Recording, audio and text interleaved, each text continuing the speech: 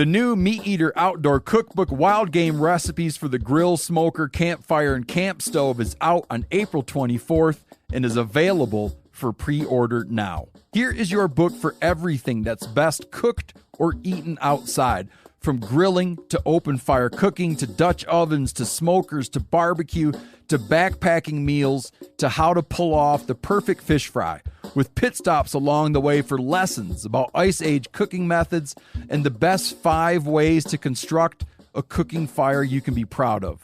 And of course, we're focusing on wild game and fish here with over 100 recipes, including stuffed venison burgers 3 ways, wild duck with ahi verde sauce, a jerky made with cola, a gin and tonic made with fire-charred lemons, and grilled frog legs made with a sticky sweet sauce. This ain't your normal cookbook, so be prepared to be surprised. Pre-order your copy now. For more info, visit themeateater.com. Hey, this is Tyler. And this is Jack. And this is K.C. And you're listening to The Element Podcast.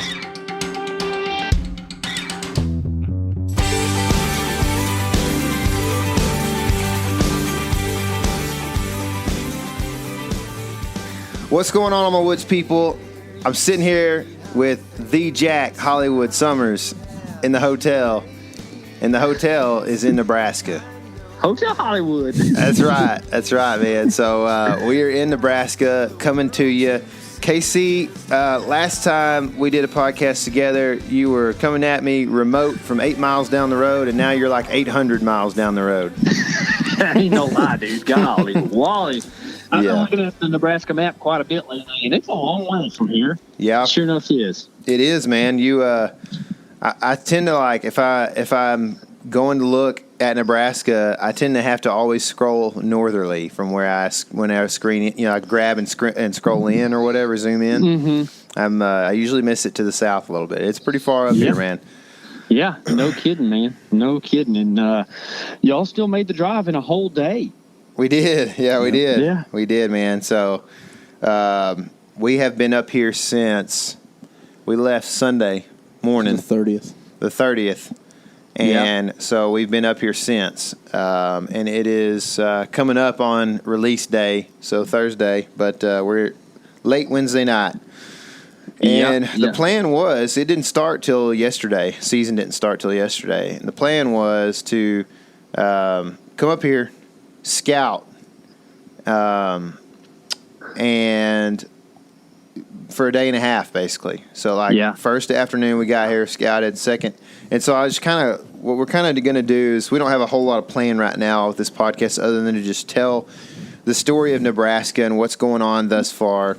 And then just kind of check in with you and see what KC's been doing and that kind of thing. So I'm just going to start from the first day. We get up here. Well, okay. Yeah, you said interject if I have ideas. Yes, if you got them. This is my first idea. Ready? Here we go. Yeah. Before the first day, after your experience last year in Nebraska, you had decided you didn't want to go back to the same place. Uh-huh. So you and I both spent a ton of time map scouting Nebraska and really trying to hone in on a place for you and Jack to head to. We felt like you would have a really good opportunity at deer. Yeah. All right. So we spent a lot of time picking out parcels that we thought looked very whitetail-ish and parcels that we thought might be a little bit off the beaten path and whatnot. And we, funny enough, it kind of really made us prove ourselves a little bit. And I don't know if prove ourselves is the right thing or what, but we had to practice our map scouting, and that's what we spent all summer doing, was the Map Scout Challenge. Mm-hmm. And those have been going really well. I mean, I think Kansas released Nebraska this week, right? hasn't been going all that well. From our, we actually haven't done a good job map scouting in Nebraska. I don't know about that. Yeah, I don't know either. But that's the thing with map scouting is scouting isn't doesn't always end in success, just like hunts don't always end in success. But I think scouting is more about, especially map scouting, more about being able to put yourself in the right place to make determinations about a property. Yeah. You know what I mean? Yeah. You and I spent a bunch of time looking at places and putting each other on speakerphone while you're looking on X on our phones. Yep. and finding, little elevation points to glass from and different thoughts about access and all that kind of stuff. So, I feel like leading up to day one, like you're saying here, we put a lot of map scouting into this thing to make it to where when y'all got there and got to boot scout, y'all could be as efficient as possible. Yeah. Right? I think we've done a good job at that too, I think we've been very efficient in eliminating ground. Yeah. I think you have too. Dude, we have. Jack said we've covered a lot of ground, and we have put some mileage on my truck. That's for sure. A lot of fill-ups at the gas station. Yeah, we've been filling up extremely slow pumps out here in Nebraska. People got nothing to do but fill the gas tank up. Yeah, we live in Texas, so we get real used to that gas being fast because it was from Texas. Yep. It's pretty hard for them pumps to pump it all the way up there to get in your truck. So it's pretty slow. Once it does take a while to get up here. Yeah. So does the water pressure and the water heat. Did you know that in some of these hotels? No. Yeah. And the AC I'm not unit. surprised though. The AC takes forever. We've been trying to pump some AC from Texas as well, I think. So it's not working too good. Everything moves slower in Nebraska. Especially the deer. Yeah. Even the deer. Yep, they move slower too. They do. They do. Yeah. So leading up to day one of y'all's time in Nebraska, y'all drove and left here. The intention was to leave about 5:30. I think you ended up getting out about 6:15 because you forgot something pretty vital. It was more like 6. We weren't that far down the road. That's true. I had left my wallet in your truck the night before we went to Brookshire's to get some grosh, and we ended up meeting up the next morning. And 5:30, you're not thinking about everything that. I mean, I thought about everything I needed to put in the truck until I got to your house, and then it's like I just need to put Jack in the truck, So forgot the 5-gallon water jug too. Yeah, we did. We've been buying a ton of water bottles, because we forgot the 5-gallon jug. That's a rare commodity there in Nebraska too. It is, dude. To this year too, man. Especially that's one thing. Speaking of map scouting, one thing that we've struggled with is that none. I'm talking like none of the tanks are holding water up here. Ooh, it's hard on every critter that has 4 legs. Yeah. So I'm not sure where the deer we've been hunting the last 2 days or whatever I don't know where they've been drinking water exactly, but they're getting somewhere. We've been thinking it's the pivots in the cornfields. Yeah, there's pivots that are obviously providing certain water, puddles and that kind of thing. And that may be an option. And then also there is like some irrigation canals around in certain spots that they may be able to get. It just kind of depends. But I know they're finding it somewhere because they're living there. But, there's that creek that we're hunting has no water in it. We saw it today. So at least not for a majority of it. So, Well, let's talk about how y'all got to where you're at. We had a pretty good plan of day one. Like, you had a map dot in mind that you were driving to Nebraska to go to, pretty much, right? Yes. Well, yeah. I mean, we had this property is just, it's awesome, man. Like, it looks awesome on the map. It's like, I'll tell you this, I set myself up pretty in a bad way this year, but I told Kaylee, I was like, man, I'm about to kill the first opening night, man, because I've got 2 days. You definitely set yourself up bad if you told your wife that. Do not give them that expectation. I tell her everything. She understands it, but you're probably right. I knew that I would have 2 evenings to scout, and I thought, man, if I'm going in the third evening that I'm there, I'm about to kill, man. I felt confident based off of what I saw last year, which was a ton of deer.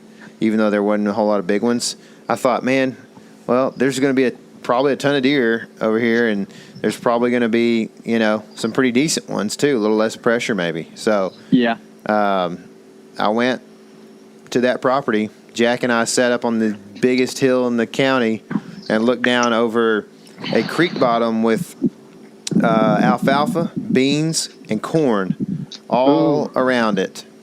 And we scouted till the moonlight was lighting them up, and there was 6 mule deer, and that was it. And a bunch of turkeys. A bunch of turkeys. Man, there are turkeys everywhere, dude. So many. Yeah. So, yeah. I bet Jack is salivating. Yeah. It's insane how many turkeys are around here. Yeah, lots of turkeys. So, but then, so I was really disappointed in that. And then that pretty much led to the next 2 or 3 days of disappointment. I mean, well, tell us about your cowpoke encounter. Which one was that?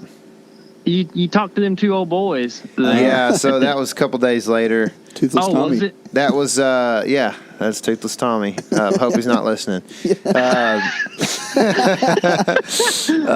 So these guys, when was that opening day or the morning before? It was the morning before. So that was the next morning. It was our first full day here. Yeah.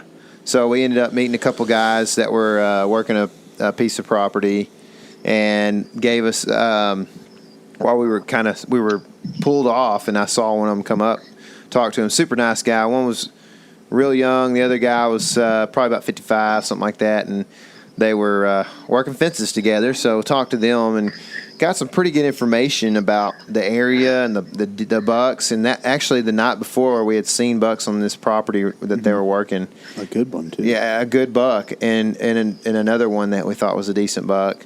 And so anyway, I thought, well,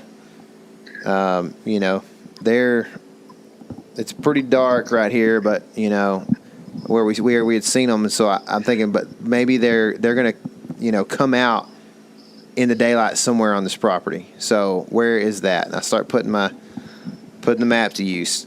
I'm getting to the point where I've used Onyx so much on this trip that I'm worried that I won't have any data left by the end of the month, and it's the second. You know what I mean? It's like I'm worried, so I've tried not to use it to navigate and stuff. Too much. Try to shut it off every once in a while. But that night we went and we set up on Jack set up on one side, I set up on the other side of this property.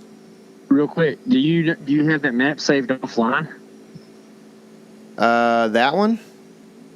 Yeah. No. So if you save those maps offline, then you don't use data anymore. Yeah, but you got to use data when you get them. So you have to download them. Yeah, that's what I said. But if you do it over Wi-Fi, I guess. Yeah. Which we've had Wi-Fi, so I definitely could do that. But the thing is, I would do that if I found a deer, And it's but then you don't know what map you need to save. Yeah. So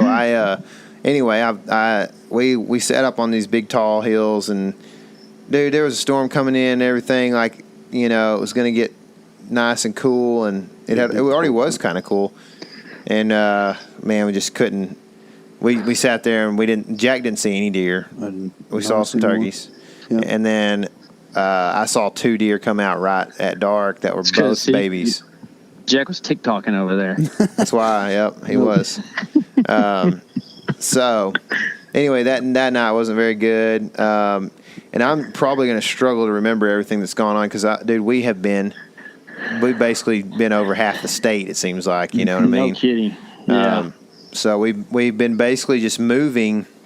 I guess long story short, we moved from that area because there was a lot of public in that area, and we saw almost all of it, and we struggled to find deer even at dark in agriculture that they should be in. Good looking at alfalfa fields and bean fields. We were far from where we started. Too.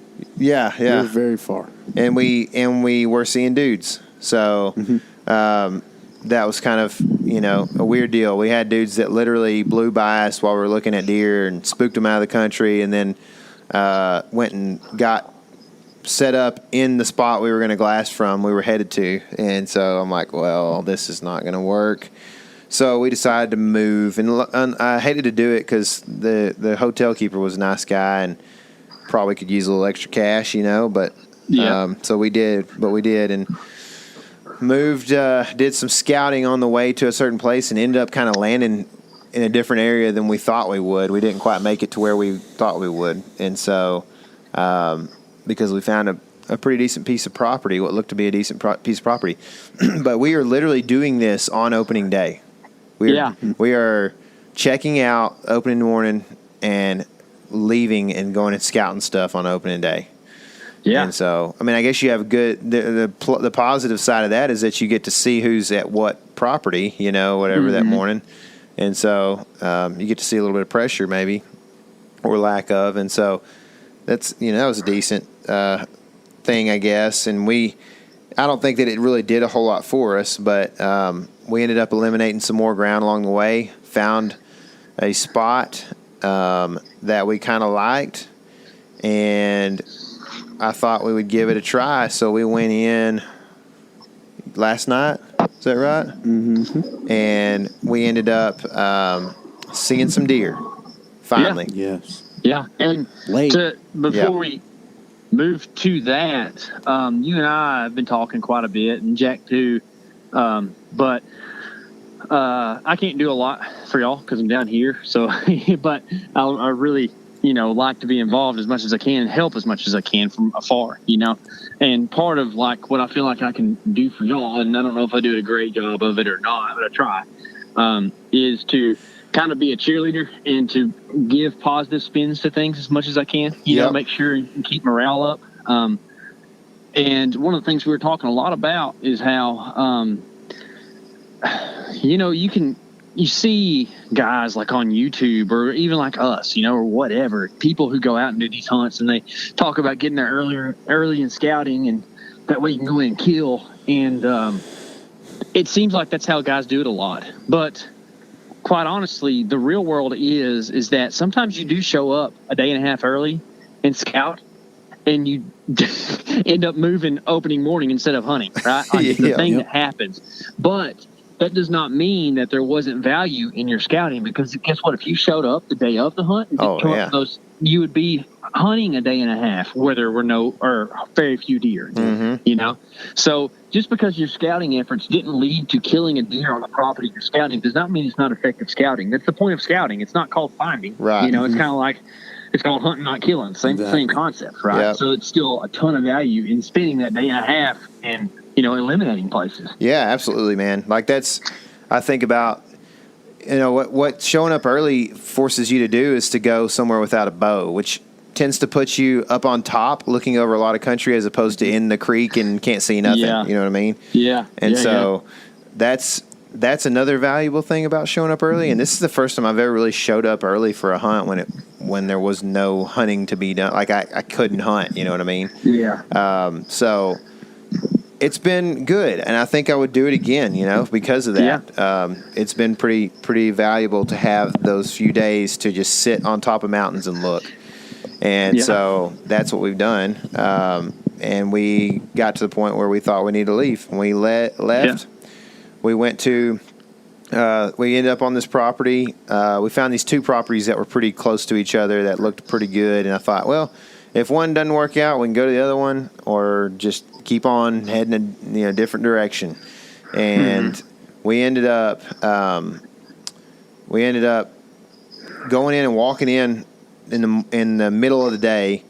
At noon, we see a doe just walking around out in the heat, man. I mean, it's like 78 or something like that. It wasn't like super hot, but still sunny and warm. And this doe's just walking around, mouth open, just kind of browsing on corn and stuff. This midday kind of, September. Weird. It's different than a doe in November at midday. Exactly. So we thought we saw that. We did a little quick scout through there and didn't turn up a whole lot of information other than the fact it's really thick and I'm sure there's deer in there. But anyway, so we hunted the other property and that evening, and we sweated pretty good walking in. We walked a long ways. We fought brush to try to stay out of the view of animals in certain areas and the creek and that kind of thing. And so we ended up hunting kind of the edge of a cornfield because what I understand and what I've seen so far, which has not been a ton of deer, is that the deer are using the corn real heavy right now. Yeah. And that has made it very tough because you can't see them. You can't just scout them and see them like you could in a bean field or an alfalfa field. And they don't have to leave. And they don't have to leave. Everything they need right there. Exactly. They've got cover. They've got food. They've got water a lot of times, especially if there's a pivot. And they've got shade, which is important this time of year too. And so they're just living in the corn, man. It's made it real tough. So we hunt on the edge of this kind of cornfield, and we're hunting out of cottonwood, and it's not an ideal situation. I think it kind of stinks a lot of times on these public properties that you can't trim trees and you can't hang, you can't hang your bow. Sometimes you got to hold your bow. It's like, hey, gummit, man, this is kind of dangerous, But anyway, so it makes it difficult to see out of these trees this time of year a lot of times. So we were able to see quite a bit. And the first deer that we saw was after sunset, and it was a buck, and it looked like a pretty decent buck. Couldn't tell a whole lot about him, kind of far. He's kind of coming at us, but no way he's going to make it to us because he's got to cross through this steep ravine, basically. And then we had another buck right behind us at like 60 yards. In the corn, right on the edge, right at dark. And then we had, before he left, and we were sure he was gone, we had 2 does, I believe they were mule deer does, that walked right underneath us. And landmark trees, man. Yeah, it was a kind of landmark tree kind of thing. And it was, which, by the way, we will soon have a video on that out. So if you're not subscribed, shameless plug, so go subscribe on YouTube. You'll also be able to see those Map Scout challenges that K.C. was talking about. So, which we just released Kansas, right? Yeah, and it's people been well received. People like good. It. Yeah, so go check that out. Isn't there a little confusion on if that was the same buck or not? Yes. Yeah. Yes. We're not 100% sure if that buck that ended up coming behind us. It was like 25, 30 minutes later probably. So he could have definitely made it up behind us. That deer had our wind, but it was dark and it just kind of stood there for quite a while. And looking at us. Yeah, just looking our direction, Well, just standing there. Difference in Midwest deer or whatever you want to call wherever you're at, and East Texas deer. East Texas deer. I got deer. I'm standing in my backyard right now. There's deer 400 yards down there in the creek that are smelling me and running away. Yeah. It's different, man. Yeah. So he finally did leave, which he left kind of under his own terms. He wasn't like busted out or anything. He just walked and browsed his way out of there. Yeah. And then those does that 60-yarder out there.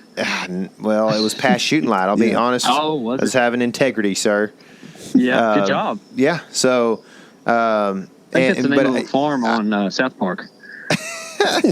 I definitely wasn't going to shoot a 60-yarder, so let's not confuse my integrity with what honestly was happening. You had both. You had integrity and I guess it's integrity in the sense that you have self-control and not just take a poke. There you go. Yeah. And it's also opening day, so there's that. And he's also not a 200, so. That's right. That's right. The moon was so bright that you could see for a really long time. That's awesome. Full moon. Moon was awesome. Moon has been awesome the whole time, pretty much. Yeah. So, anyway, we hoofed it back to the truck. I don't know what time we got home last night, but it was like after 10, wasn't it? 10:30. It was like 10:30. Dude, it was so late. We talked on the phone at 10:30. I'm pretty sure. Yeah, it might have been later. We were in the car, I guess, at 10:30. We didn't eat dinner until like 11:30. Yeah, and so we're like talking about getting up in the morning, and I misjudged it by about an hour, but Jack was like, "Ooh, I don't know if I can do that." I was like, "Sir." He was ready. He wanted to leave here at 4:15. Yeah, we were gonna leave pretty early, which. Young Jack doesn't know, but we do that sometimes. So we do. I'm fine with it. It hurts. It does hurt. But we ended up not having to leave till 5:15, and that's good. Just looking at I looked at everything wrong, but I definitely am trying to get there not too early because mosquitoes and stuff like that. I wanted to be accurate, and we were pretty accurate this morning. Honestly, sure. Go ahead.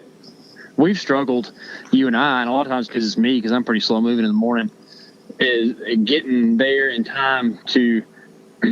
Normally, you and I are usually hung in time, but we're kind of rearranging her bag. I'm glad you said whatever. in time. Yeah. By the way. I don't know. Hung in time, sir. Yeah. But anyways, I can't talk. Anyway, You're good. But it takes us a little while to get kind of organized and set up or whatever. And I can imagine an early season scenario. I mean, around here, even, if it's October 12th or something, you're trying to hunt. It's hot in the mornings. A lot of times the humidity's high. Yeah. And there's not a lot of breeze. And you really need to be able to take your time walking and getting set up in the mornings, because if you can get in there and be running a little bit late, but get in there quick and then get set up quick. But by the time you're done, you're drenched in sweat. Yep. And it's just terrible. And we didn't take our time this morning because it was muggy and hot. Because it was 46 degrees this morning. Oh, my goodness. I bet y'all were cold, boys. Dude, I was frozen. And when I saw that buck this morning, I started shaking uncontrollably. But we were taking our time because it was super quiet. And we were having to walk slow and just make sure we weren't stepping on stuff. And the country's pretty rugged, so we were trying not to trip in holes and all that, So It's pretty tough to find a tree, too. And it was tough to find a tree. That's another thing we struggled with. We sat in a Russian olive that was a double trunked Russian olive, and I know that you don't like non-native trees, but we. Hey, funny enough, I was thinking about Russian olives yesterday. I think maybe it's today. I don't know, but I was thinking I ought to ask them if they're seeing Russian olives because, I don't like non-natives, but man, when you start seeing Russian olives, that's when you know you're in good country, man. Yeah, I guarantee you, dude. It's cool. It's kind of like cottonwoods and Russian olives, man. That's the look of that country. Yeah, for sure. So we ended up sitting in it and got light. We had a doe pretty quick. Actually, I don't know which one we saw first, the doe or the buck. We saw the doe first, and then we saw the buck whenever the doe bedded down right there. Yeah, that's right. So we had a doe bed at about 80 yards or so from us, and that made me feel good about our spot. And then I was like, well, she won't stay there because the sun's going to come up and get hot. And that's the thing. It was 46 this morning. It was 90. What? How? 94, 93 or 94? 93, I think. Yeah. This That's afternoon. Smoking. Yeah. So what a dramatic change, but. Anyway, so she beds down, and then up kind of across the creek back on the other side where we sat the night before, all of a sudden, big buck. And, I don't know how big. I can't tell through my little 8x, but I could tell it's a good buck. And so he kind of mills around up by the corn or whatever, and then he kind of works his way. We had a vehicle up on the road real early. The mailman. Was it? I think so. Yeah, and so he was delivering mail to this house, and it spooked the buck, I think. I took my eyes off him, and he was gone, and he had been milling around for 10 minutes. And so I was like, dadgummit. So then I don't know where he's gone. And defund the post office, right? Yeah, there you go. That's exactly why. There's no other reason. That's Run it. Deer off. So then he ends up disappearing. And then we have a doe come by us, in a spot we really weren't expecting. She probably came within 20 yards of us or so, right behind us. We didn't see her till she was probably 25 or so.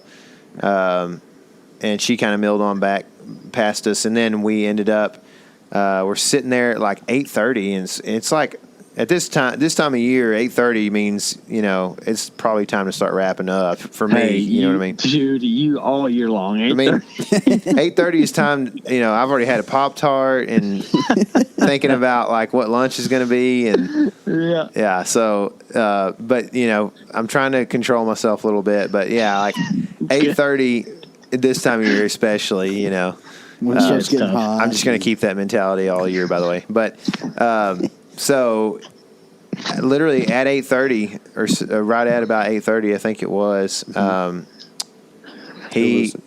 Was that when it was? Yeah, that's 8:29. Right. Yeah. So the buck pops out down in the bottom. He had drifted down to the bottom. He pops out.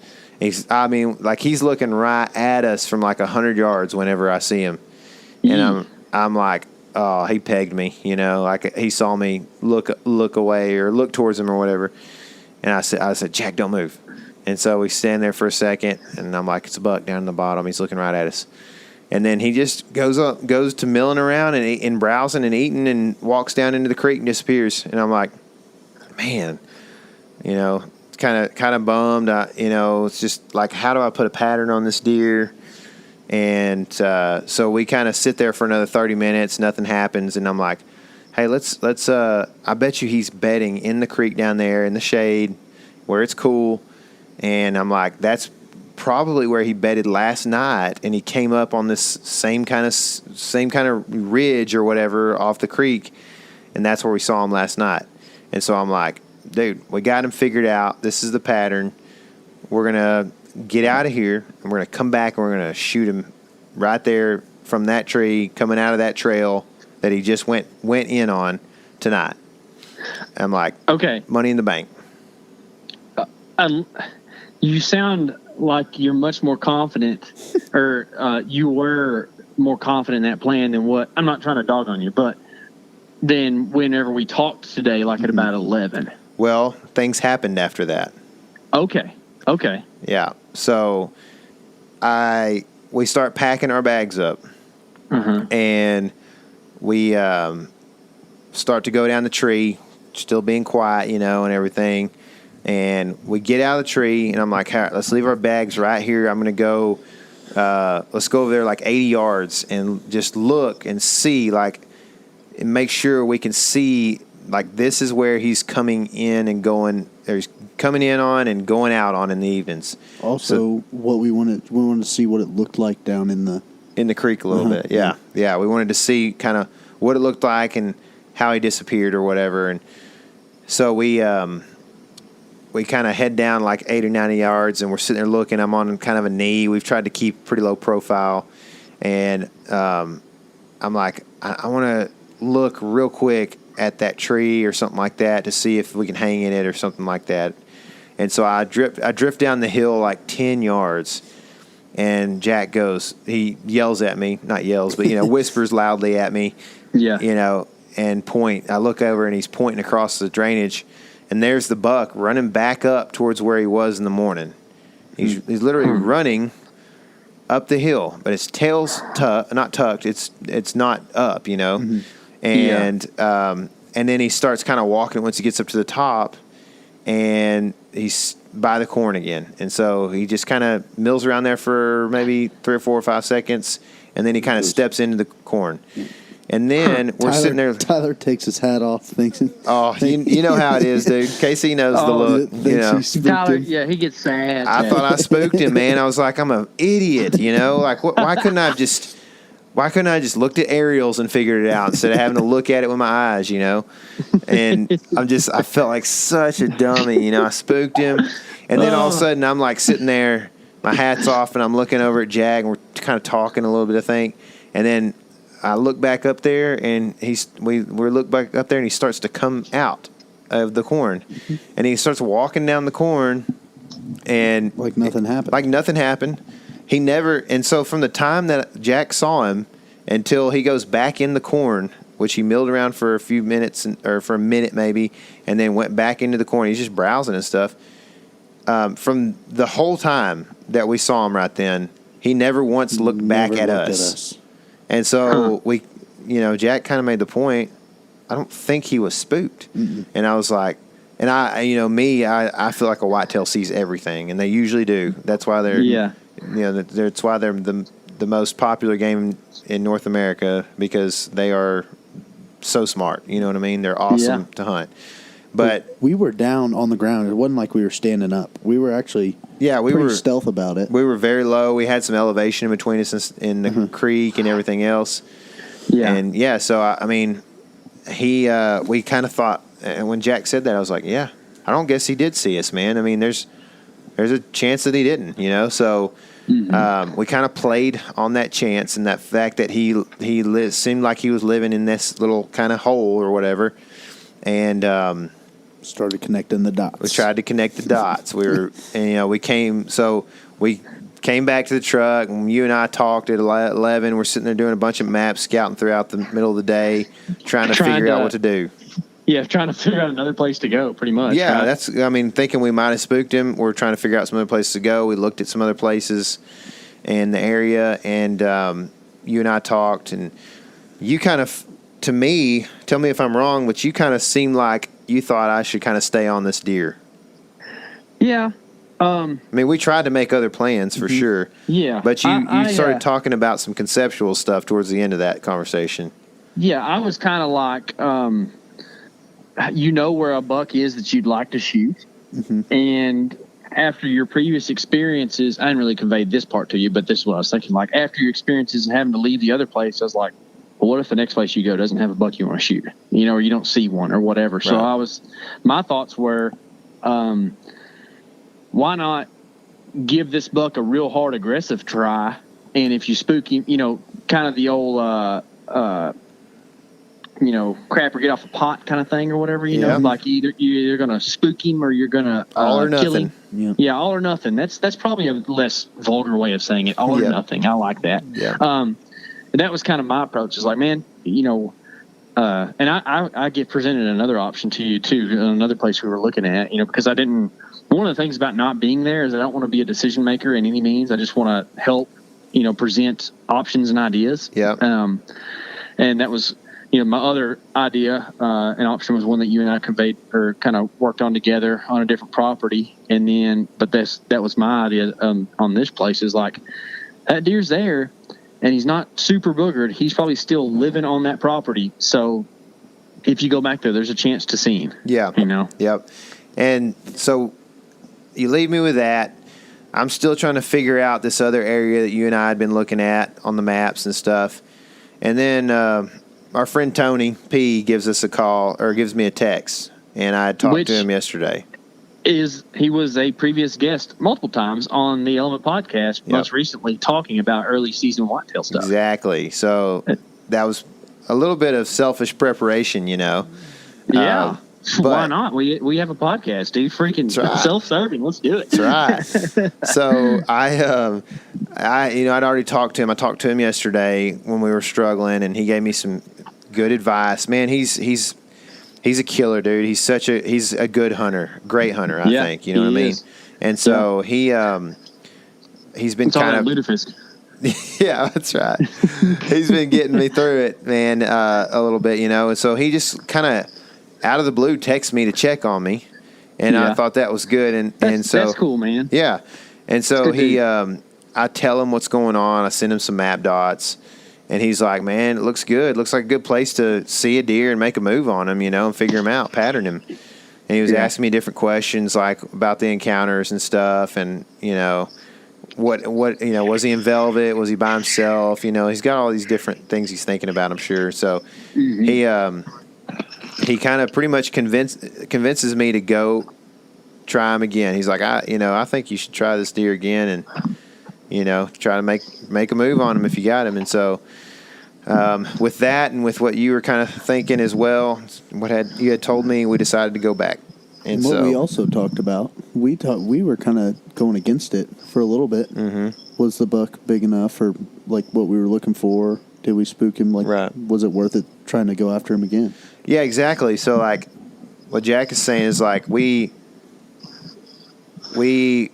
should we continue trying to chase this buck that's just kind of like, it's like one-eyed shoot, you know what I mean? I don't know how big he looks like. It's kind of like, he looks like just like an ice 8, you know what I mean? Like, but we did see his body pretty good from 100 yards this morning and thought, man, he's a for sure 3, if not 4-year-old buck. And so that started making me think he was a little bit bigger than we thought he was, Yeah. Which this is one of the things that you do well, Tyler, is I see stars a little bit, I get a little excited about stuff and whatnot. You're very reasonable about like your opportunities and your chances at killing a deer or whatever. Like I definitely like to think outside the averages. You know what I mean? Mm-hmm. And I'm sure that's what you were doing whenever you were, kind of weighing out all that stuff. Is like, I wouldn't never say, well, not never, because we always, or That's a double negative, but not ever. But I wouldn't say that you're never negative, but hardly ever are you negative. We're all negative sooner or later. It's just the way hunting goes. But you're very realistic, and it makes you a good hunter. I used to be pretty negative. I've been working on it since I've been hanging around you. Dude, I wish Jack would have been there for the time that I missed the deer on the ground in Kansas. Cry. Don't say which time because I'm going to punch you. But the 2018 deer. Yeah, I know what you're talking about. Gosh, that was the same trip. I shot twice from the ground, didn't I? No, it was 2 different trips, but same year. Yeah, the big 9 that we ended up finding dead. Like, oh yeah, our reactions after that miss happened were so like quintessential K.C. and Tyler. You died, like gave up completely, and I'm knocking another air. Literally, there's video. I don't know if it's in the actual edit or not, but you're like, quit crying. Or no, that was a different deer when we didn't get a shot at that buck. We chased all morning, and I was sweating so hard because I had that down jacket on, and I was like, hot. And it was like not letting any heat out, and I'd been crawling for 150 yards probably, Yeah, and I lost my rangefinder like 100 yards behind us or something, and had to go back and get it. Yeah. We were sitting up trying to get a shot at this deer. He's coming in, but he's like trying to work downwind. Never gives us a shot, even though he's at 30 yards. Smells us, takes off, and then I just fall back. And K.C. goes, "Quit crying! There's still deer around." So funny, dude. Oh yeah. I've become better at that, I think, but I'm still working on it. So today you were weighing out your options on this deer. Mm-hmm. We didn't get a good look at the rack either. Yeah, it was at 100 yards. We never could get a good look at him, man. We only saw him broadside. At the 100 yards, you couldn't even. Yeah, he was in a shadow, and he was running. And he was well until he got to the corn. Yeah, well, I'm talking about even when we saw him before he was running. We still didn't get a great look at him. Early. I could tell he was like out to his ears or so. Mm-hmm. Yeah. So on a 4-year-old deer, that's got to be 16 inches or so, I think. Yeah. Up here. So, anyway, I was thinking, it's a pretty good buck maybe, and so that was in our mind. And we with Tony and your persuasion, we decided to go back. And so the plan was kind of iffy. I had marked like 4 or 5 trees to scope out and hopefully use as like observation. But I knew deep down that one of the trees was like a killing tree, and the others were pretty much observation trees. And so I really wanted to make that tree work. Hey, hold on. Since we're talking trees right quick, how are you and Jack doing in the saddles? They're fine. Yeah. I think I have loved not like it's like my pack weighs as much as my pack did without a stand on it last year. You know what I mean? Yeah. Because Jack's carrying some camera gear and stuff too. So like. And I think I saw you carrying the spray painted platform too. So me? Yeah. No, I don't think so. Oh, okay. It might have been an illusion. Yeah, okay. Jack's had it. I saw Jack was wearing his cowboy boots on his saddle. He likes his cowboy boots for sure. He does. He might not like them in Colorado, but no. I hope he's been breaking in his elk boots a little bit. Yeah, he has. Okay, good. Good deal. But anyway, so we're trying to find a place to saddle up in these trees, cowboy. Yeah. And that sounds like something Brendan Rhodes would say. Oh man. So we Brendan Waddy Rhodes. So we end up we're like gonna work into this place and it's like 93 and we're like kind of dreading getting out. And we get out and we're like, man, this is a pleasant day in Texas this time of year, so we're okay. And we take off, and not to mention it's dry heat, compared to what it would be in Texas. So we end up heading to the first kind of group of trees and stuff. And we're looking, and I can make this longer than it needs to be, but essentially we look through a couple of trees first off, and then we go down and we're going to get into the creek, and I'm like, we're going to kill down here tonight. So we get into the creek, and the trees are just not working. I thought we could get up high and kind of see some stuff up the sides of this draw, and which is pretty deep. It's very deep. Yeah, it's rugged stuff, and so I thought we could kind of see up the sides a little bit better. But it was. I ran into that in Kansas last year. Just looking at a creek on a map and going to it. Like sometimes you don't realize how deep that creek bed is down in there. Yeah. It's like a 20-foot drop off or something. Yeah. It's kind of crazy. I mean, there's a big elm in the bottom, and I could see it on the aerial, and so I had marked it. And we went down in there, and I had seen it this morning. The buck literally went within 20 yards of it or so probably this morning. Yeah. But we'd have to be 30 feet up. Oh yeah, dude. We'd have had to been 30 feet up to even really get much of a shot at anything. And really, and then you're shooting at something that's level with you, and it's like, well, what's the point of being in a tree? Yeah, exactly. And it's so rugged in there that like there's so much washout and stuff that there wasn't a place where you could shoot a deer that was closer than 20 yards, and there was no trail at that distance anyway. So like the closest trail was literally like 40, 50 yard shot probably. And so I'm just like, man, this ain't gonna work.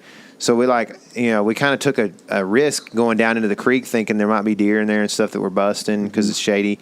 So we kind of come back out and we work our way up this other draw. We're going to check a couple of trees that are more observation type trees that are up on the higher ground. And we work our way up and we get up there and I'm like, man, these trees are tiny, and just there's no point. Yeah, they're bare. Some of them are half dead. And so I had been thinking about this, and I had actually, when we saw that buck disappear in the corn this morning, I had done some looking through the binos and figuring this out in case this wasn't, needing to be an option. But I'm like, man, our best option might be just to get aggressive, get behind these like tumbleweed bushes. I guess they're tumbleweeds that grow up, and they're green this time of year. They're not tumbling around. Yeah. So, But, get behind these bushes and try to kill this deer if he comes back out the same spot that he went in this morning.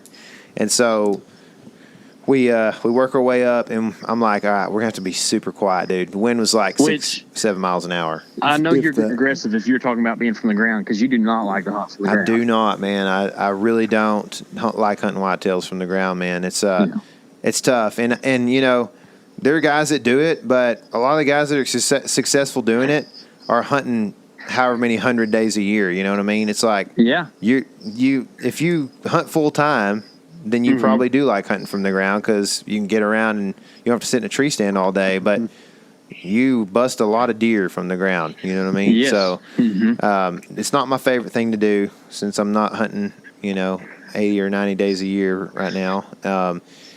And so. Anyway, we decided to do it. We go walking in real slow the last, 60, 80 yards maybe. We walk real slow. We're trying to be real quiet. Wind's pretty light. But it's a solid enough wind that it's staying pretty consistent from the south. Yeah. And so we worked to these bushes that I'd kind of scouted out and from a distance. And I'm like, man, if he comes out where he came out or where he went in, he is like far, man. He's like 60 yards or more. And so I'm like, we got to get closer. So we kind of like squeeze into this fence line. And basically the fence line has some of those like tumbleweeds kind of out from it a little bit, And then on the other side of the fence is the tumbleweed stuff, and it's super tall. And then like about 5 yards or 6 yards of that, and then the corn starts, the edge of the corn. Yeah. And so we just sit up against kind of that wall of stuff on the fence line, but it's still pretty thin on our side, and it's not like my favorite option, but it basically gives us an option for this fence gap that had been, I don't know where it came from, but I mean, there was like a 10-yard fence gap or 12-yard fence gap. And I'm like, man, this is a good chance he's coming out here, you know what I mean? But he went in to the south of that about 40 yards from where we were. Yeah, he would have been, if he'd have come out there, he would have been about 35 to 40 yards. Yeah. So anywhere in between that, he comes out, he's within my range, I feel like. So we got to where we thought we needed to be. And we're sitting there kind of baking in the sun, and I'm like, man, hopefully he comes out after the sun goes down like he did like we saw him last night. Because the sun, even if you're not like shining in the sun is creating a huge black shadow on you. You know what I mean? Yeah. You're a blob. So I'm like, man, it's, you know, it could be tough if he comes out early. So the whole afternoon, we're kind of hearing this weird stuff in the corn.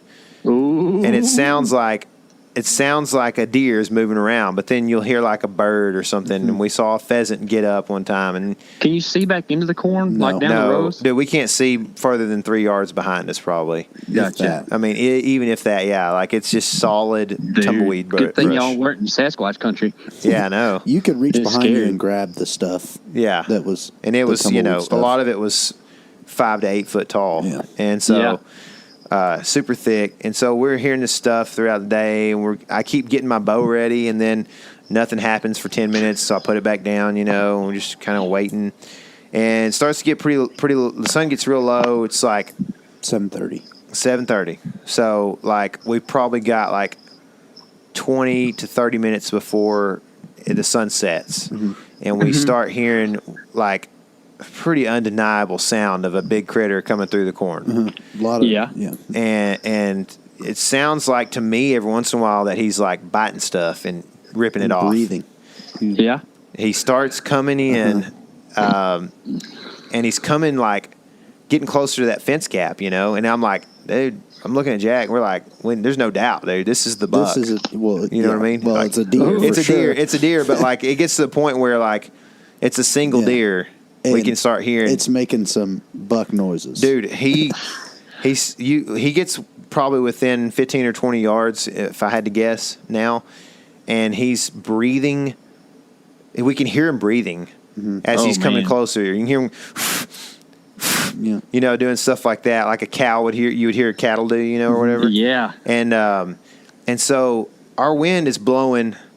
It's been changing from west to south. And he's on the, like, east side of us, kind of. Yeah, and so yeah, sure. It's very, it's a little bit variable and scary. And he's coming, like, towards the fence gap. And I'm like, fine, when he's coming at the fence gap. Well, then you can clearly tell he is past the fence gap.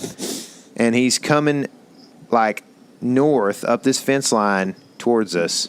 And I'm like, what is going on? Why is he doing this? Why didn't he just come out the fence gap at 23 yards on the opposite side of the fence gap, you know? And so he comes up, and dude, I'm telling you right now, like I've got chills. I don't see how he didn't get our wind. He is anywhere from 3 to 5 yards probably from from around us. And slapped him. Dude, oh no, he is. I mean, he's just. We can hear every breath he's making, dude. He's in the grass right behind us. I don't know how he didn't get our wind. He's just going, kind of, you know, getting bugs out of his nose and stuff, you know, or whatever. Yeah. And just like breathing and sniffing everything. You can hear him sniffing like a dog, everything in there. You know what I mean? And he finally kind of goes quiet right behind us, dude. I'm talking. I've got my head turned around. And I fully expect to see antler tips at 3 yards. I mean, oh my goodness, dude! I'm like, how can we not see him right now? And at that 3 yards, he's still not on public land, right?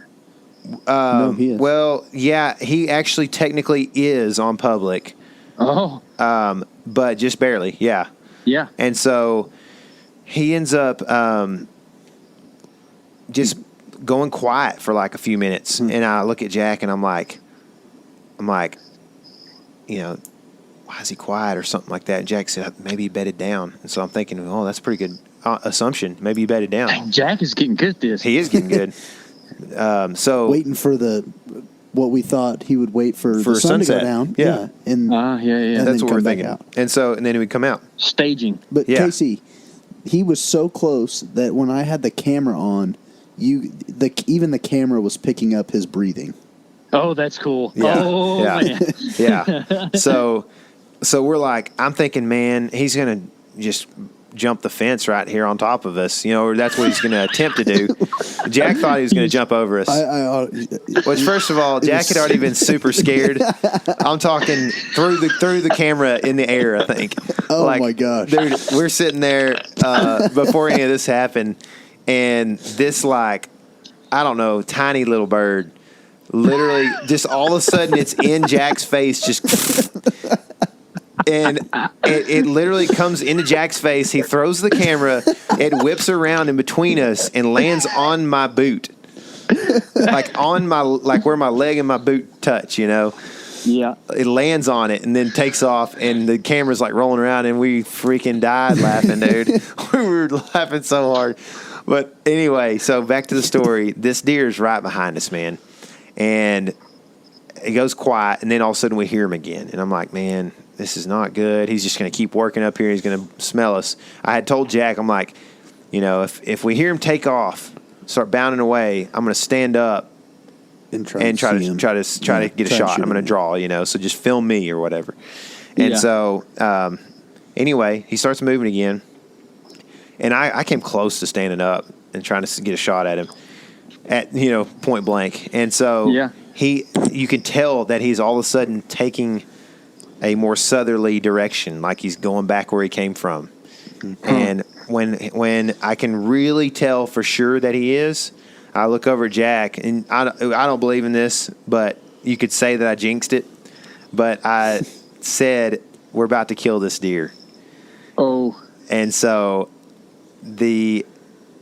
all of a sudden, you can hear him kind of milling around. This takes another couple minutes. And I see a tine, and at the pretty much exact same time, Jack touches my leg. He's at the fence. I saw him a little bit before. Yeah. And I didn't really notice it, and I touched Tyler's leg. Because he's looking away. Uh-huh. He's basically trying to tell me to draw. And I should have said, draw. But it wouldn't have mattered, because by the time he touched me and I saw the tine, it was literally a split second before the deer steps out at 12 yards. On this side of the gap, the fence gap. And we thought he was going to jump the fence, which would have given Tyler I was going to draw when he jumped, Yeah. And all of a sudden he's right there, and I'm like, I didn't know the fence gap went to 12 yards. I knew it was started at 23, but I didn't know it was a 12-yard fence gap. I thought it went the other way. I thought it would be a 7 yard between posts or whatever. Yeah. And so I'm thinking he's about to jump, and he just takes 2 steps, and he's, of course, broadside, and therefore with his eyes on the side of his head, sees 2 blobs because the sun has not set yet, and may have still seen us anyway. Sun's beating on us, and he's looking right at us broadside. If I had been drawn, Smoke City at 12 yards. Yeah. This dude is a toad, man. He's a big deer. Big deer, man. And velvet on his horns. And I go to draw, because I just know that a whitetail deer sees something weird, a mature buck sees something weird, he's not going to stop. Mm-hmm. You know what I mean? So it's not like he's just going to go back to feeding and be okay with it. Mm-hmm. And at 12 yards on the ground when he noticed us right off the bat. And so I go to draw, just thinking maybe he'll just think we're a weird critter, or whatever, and he'll look for just a split second. He takes off as soon as I draw immediately, and I hit him with a turkey call, and he slows up like he wants to check, but then he keeps going. He gets out to about 90 yards, and I hit him again with a turkey yelp, and he stops cold at 90. Broadside, and I let it fly. No, I'm kidding. But he stops at 90 or so, from my turkey call. And when I see him starting to slow down and stop from my turkey call, I just drop down, and he got real weird, but never seemed to know what was going on. And I think he truly thought that we were a group of turkeys, which we had seen within about 150 yards of there on the way in. Yep. And so I had been thinking about that all day. I was like, man, if I need to stop him, instead of grunting at him, I'm going to do a turkey yelp. And it was spot on. And Jack said he thought there was turkeys around us. He thought they were busting. So apparently I've been third yelp. I've been doing pretty good there. So good. Anyway, I ducked back down before we turned around, and so he just kind of stood there for a while. He ended up walking towards us about 5 or 10 yards, and then just knew better, took off, and disappeared out of our lives for now. But we have some theories. Yeah, we've got some thoughts about what might happen. I mean, and he may not be out of the country, so. Y'all kept me going there. I thought you'd killed the deer. Man, but that's a good story. I'm sorry. I didn't want you to think that, but I didn't want to. I wanted to tell the story for you. I'm glad you did, because the story was very suspenseful. It's good. It's good. Dude, I'm telling you. Craziest thing. It was crazy, dude. Big old tank of a deer, big 8-point, man. Happens so fast. Happens so quick, man. And if just one, it's one, you know how it is, man. If one thing goes differently, and it could have been several different things, but just, for instance, if I had seen him while he was facing away, if I had just been able to see him facing away, I would have drawn for sure. You know what I mean? Yeah. And when he stepped out, he stopped. And I waited a second, and I thought, man, I'm just going to go ahead and draw. There ain't no point in, sitting here still for a minute and then just letting him take off anyway. Yeah. So I mean, there's just so many different things.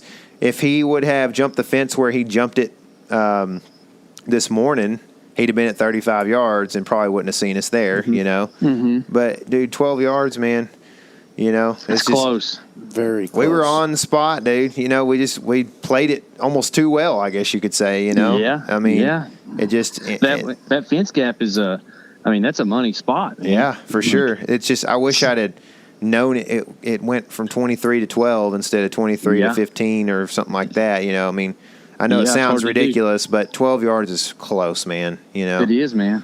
Yeah, for sure. Hard not to get noticed. Yeah, Jack says you got some theories. Yeah, we've got some thoughts about the fact that he's seems to be bedding in corn possibly. When we saw him last night, there's actually a decent chance that he came from corn last night too. On the opposite side. So, there's that theory that Jack kind of derived, and because he came down the same fence line, or he came down the fence line where we sat this morning, last night. Mm-hmm. Yep. So we've been chasing him on both sides of the creek. Mm-hmm. Yeah. All day, but I told Jack, I was like, man, I don't know what it is, but I'm not nearly as disappointed as I thought I would be. Well, it's freaking cool encounter, and you found a good look. Yeah, for sure. And then, you talked about this last year, but being on the ground the last couple of years a lot, especially in like Kansas and stuff, when you're on the ground, you just kind of, or we have kind of at least assumed that 99% of the time you're not going to connect, It's not going to work out. Yeah, it's just not going to happen. And so I think that is my mentality every time I'm on the ground now. And and so, that it doesn't burn me up as bad when it doesn't go right. So and also just how much I love the game. In Iowa last year in October, how fun that was, chasing that buck and finding his, pretty much getting into his bedroom and doing everything right. And once again, there's just a matter of minutes that could have been the difference, Yeah, so, absolutely.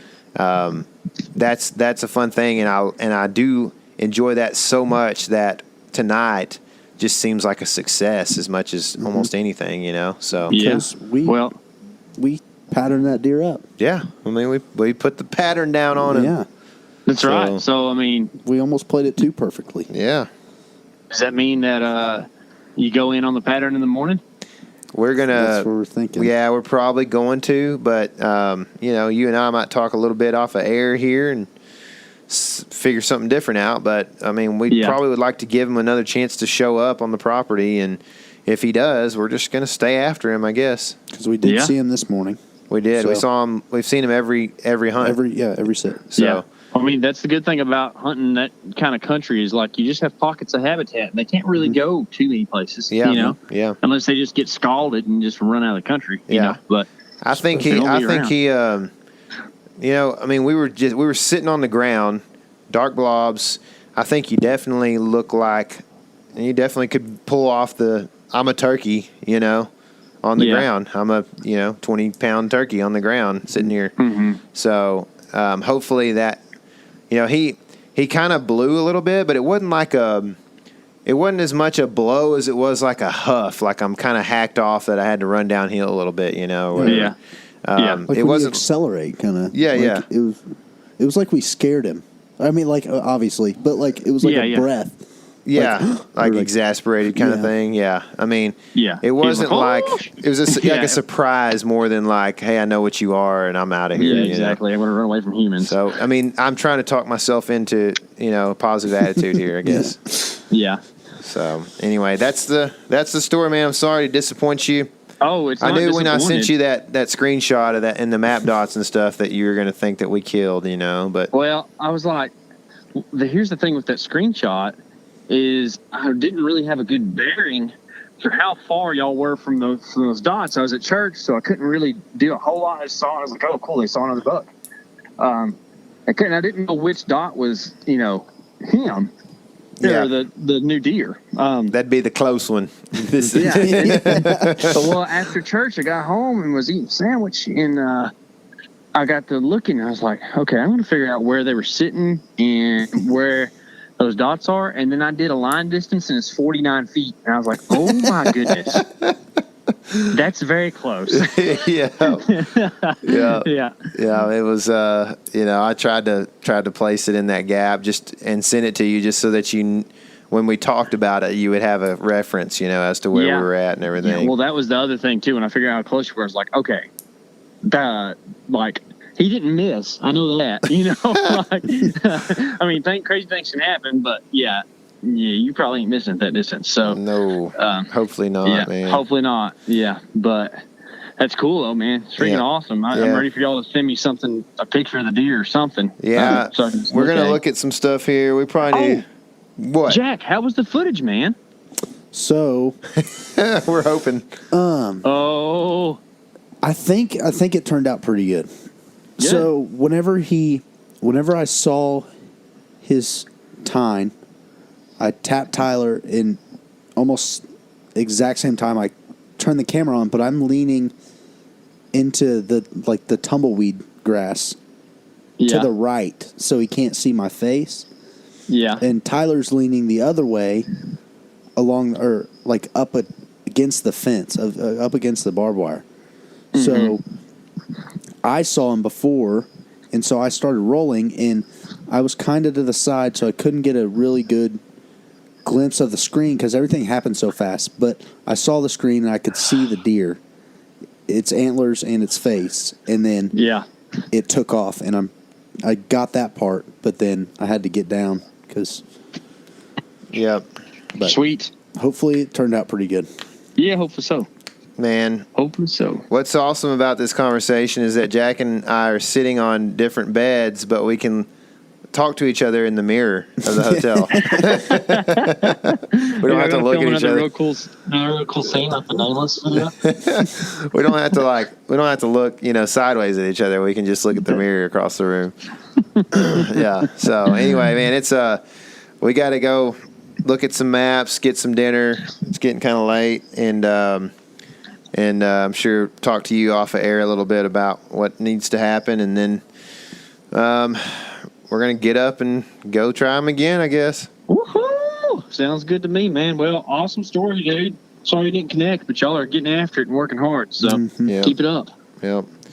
Well, hopefully we'll be able to get that video out, hopefully, sometime soon as well so people can see it, but be checking in on that, and Map Scout challenges are going to keep coming out. We're going back to Texas next week, aren't we?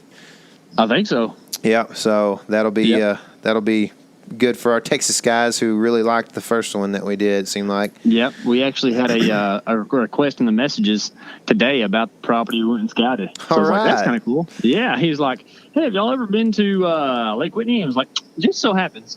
Yep, we did a little map scouting there.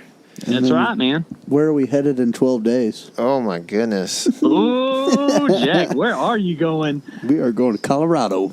Colorado, man, and that's what I'm sitting around here just trying to not eat food because I know y'all are up there working hard, and I'm just taking care of a baby. So. We've had some good warm-ups. Oh, yeah, that's what we were talking about. Like, dude, I hung on 2 different trees just about yesterday, and like, of course, out of practice, so like don't even realize I've got a lineman's rope and stuff, I'm just going to try to be like a raccoon on the side of this tree that weighs 200 pounds and can't hold itself up. And anyway, yeah, I was like, today I was like, I am sore, dude. My whole body is sore. So it's a good thing I'm burning calories and getting in shape, I think, for it a little bit. Yeah. So we walked quite a bit too. So it's good, dude. Well, we're gonna have a lot of fun, fellows, and ready to do it. The elk series of podcasts is kind of wrapping up. We actually had a really good one this week, Robbie Trujillo. Mm-hmm. But I've been brainstorming. I was thinking, you know what? We should do a number 12 with us and us talk about a little bit about elk and what we know about it and stuff.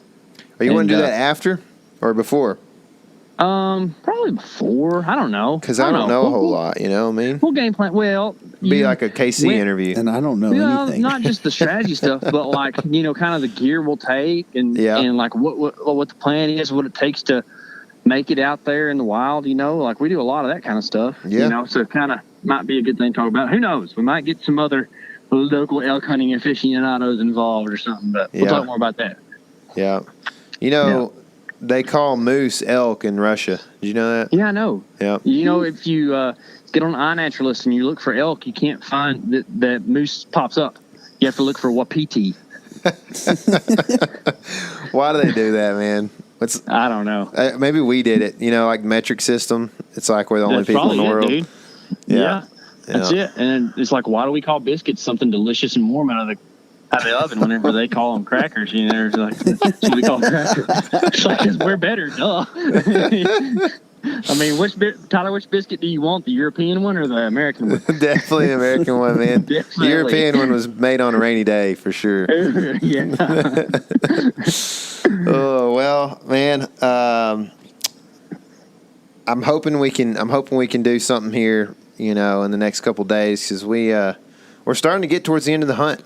And you're at the beginning of it, and you're almost to the end of it. That's what's crazy. Isn't that weird? Yeah. I mean, I thought I'll tell you, I've probably told you this. I've told Jack this probably several hundred times at this point, but I would have never thought we'd come after last year, come to Nebraska and spend a day and a half scouting, and then really 2 days. Yeah, not hunt the morning of opening day. So basically 2 days scouting and be. It's just, we're on one buck. You know what I mean? Like, we don't have any other options right now, really. And to find that buck took 2 days, I know you really want to kill that deer, but the buck you saw on the first evening over there, there's another 8-point ride, or is that the same deer? We're not sure. That's the thing. We're not sure. Could have been the same deer. She definitely could have been, but we're just kind of hoping it wasn't. You almost got to figure there's at least another buck around. You think, Yeah. But, how many, you got 3 more hunting days, 2.5 hunting days? What do you got? We'll hunt tomorrow and the next day, and then we pretty much got to come home the next day. So if we hadn't shot by then, we might hunt the morning and take an early morning out. Yeah, that's what I was. Which is what I like to do anyway, you know what I mean? So I like to be out of the stand by about 7:30 in the morning. There you go. Perfect. Yeah, but we got some time. Y'all got some time, man. You're getting the groove of it. Knocking rust off first hunt of the year, and I'd say that y'all are ready to kill. You got 12 yards from a shooter buck. Yeah, I know. I think we are, man. I think we're, the one thing that is good about podcasting, man, if there's any, is that you may not remember how to do a hanging hunt the first time of the year, but you have been thinking about how to kill a deer all year. You know what I mean? You've been talking about it with guys like Tony P. So. Mm-hmm. The mental side of things is still there for you as far as tactically and trying to get in on deer. So, anyway, I think we're making some good moves. Hopefully, I really do hope that deer shows back up tomorrow, even if we don't get close to him or don't know a whole lot about what he did at the end of the morning or whatever. But I'd like to just know that we didn't bust him out there so we can continue the game for a little bit. Yeah, for sure. Anyway, I know you're probably ready to get in bed, and we're ready to eat some and go to bed as well. So with that, I guess I'll just tell everybody thanks for listening. I hope you enjoyed the story, and maybe the next time we talk to you, we'll bring a good story with a good ending, a good happy ending. So anyway, remember to check out the Map Scout Challenge stuff, and check out, make sure you're subscribed. Remember that, because that could lead you to see our Nebraska series when it comes out in the season playlist. So it's going to be fun. But also, remember, this is your element. Say it, Jack. Live in it. Yeah.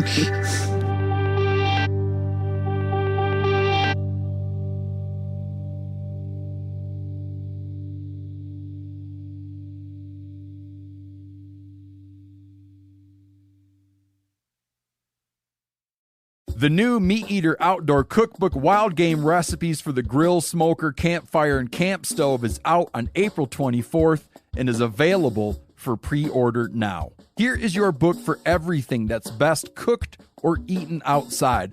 From grilling to open fire cooking to Dutch ovens to smokers to barbecue to backpacking meals to how to pull off the perfect fish fry, with pit stops along the way for lessons about Ice Age cooking methods and the best 5 ways to construct a cooking fire you can be proud of.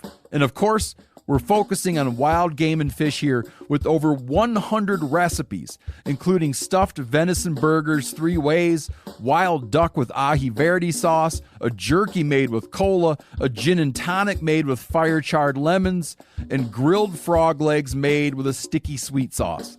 This ain't your normal cookbook, so be prepared to be surprised. Pre-order your copy now. For more info, visit themeateater.com.